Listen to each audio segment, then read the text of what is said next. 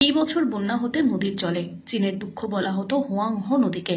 সেই স্মৃতি প্রত্যেক বছর মনে করায় ব্যান্ডেলের রসভরা খাল। ব্যান্ডেলের মানুষের দুঃখের কারণ হয়ে দাঁড়িয়েছে এই খাল। বর্ষা এলেই খাল উপচে জলমগ্ন হয় চারপাশ।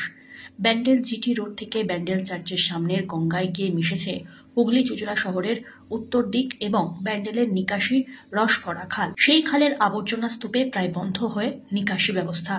স্তর এতটাই পুরু হয়ে জমেছিল যে খালের ওপর দিয়ে হেঁটে চলে যাওয়া যেত। গরু ছাগল চড়ত অনায়াসে।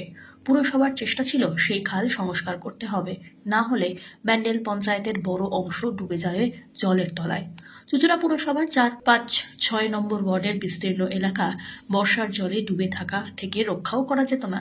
তাই অবিলম্বে খাল সংস্কার করতে কেএমডি এর কাছে আবেদন করে পুরসভা। সেই মতো 7 লক্ষ টাকা বরাদ্দ হয়। গত 25 দিন ধরে রসভরা খাল সংরক্ষণের কাজ চলে। উপরের আবর্জনার স্তূপ সরানোর পাশাপাশি 1.5 ফুট পলি কেটে তোলা হয়, যার ফলে নদী স্রোতের মতো প্রবাহিত হয় জল। এলাকার বাসিন্দারা অত্যন্ত খুশি বর্ষার আগে খাল সংস্কার হয়ে যাওয়াতে। একটু বৃষ্টিতেই বাড়িঘরে ঢুকে পড়ত জল। মশা মাছির উপদ্রব হতো, রাস্তায় জল নামতে সময় লাগত। এখন আর তা হবে না। চুঁচুড়া পুরসভার খাদ্য দপ্তরে পুর পরিষদ জয়দেব অধিকারী জানিয়েছেন, এলাকার মানুষের দীর্ঘদিনের দাবি ছিল। পুরসভাও ওই নিকাশি নিয়ে যথেষ্ট চিন্তায় ছিল। কেএমডি এর সহযোগিতায় সেই চিন্তা আপাতত দূর হয়েছে। তবে আগামী দিনে ওই খাল থেকে আলো কিছুটা পলি তুলতে হবে বলেও জানান তিনি। শুধু তাই নয়, একই সঙ্গে এলাকার মানুষকেও সচেতন থাকার পরামর্শ দিয়েছেন। সব আবর্জনা খালের মধ্যে ফেলে নিকাশি ব্যবস্থাকে বন্ধ করে দেওয়া থেকে এলাকাবাসীকেই বিরত থাকতে হবে, এমনটাই জানান তিনি। শহরের আরও কয়েকটি জায়গায় নিকাশি ব্যবস্থার কাজ শুরু হয়েছে। তবে 16, 17, 8 নম্বর ওয়ার্ডের নিচু এলাকাগুলির নিকাশি ব্যবস্থা ঠিক করতে হলে বড় পরিকল্পনা নিতে হবে বলেও জানায় পুরসভা।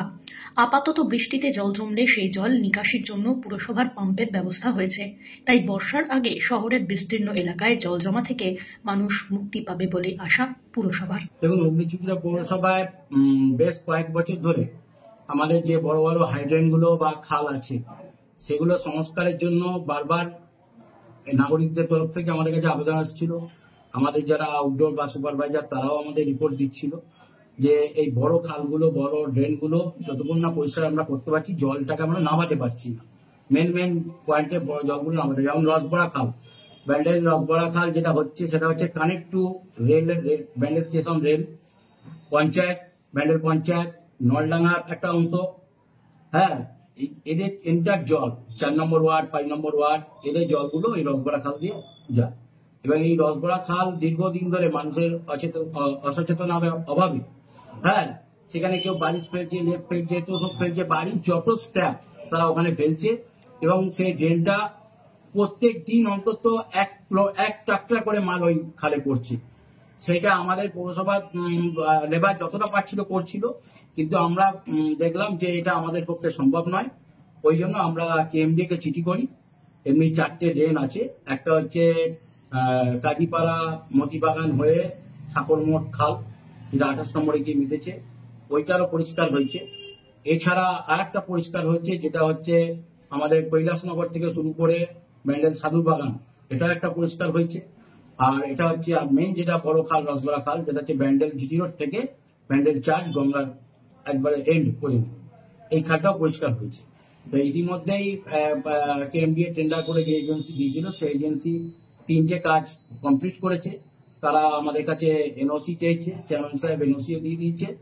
আমরা এখন চাইছি যে এই এলাকার মানুষগুলোকে আমরা ফার্দার মাইক প্রচার করে সচেতন করার জন্য, যে আর এমনি করবেন না, কারণ আপনাদের এই অসচেতনার অভাবের জন্য আমাদের ভুগতে হচ্ছে। পৌরসভা ঘাড়ে মানুষ দোষটা পাচ্ছে যে পৌরসভা পরিষ্কার করে না, বিভিন্ন জায়গায় জল ওভারলোড হয়ে যাচ্ছে, হ্যাঁ, মানুষের ঘরে জল পৌঁছে যাচ্ছে।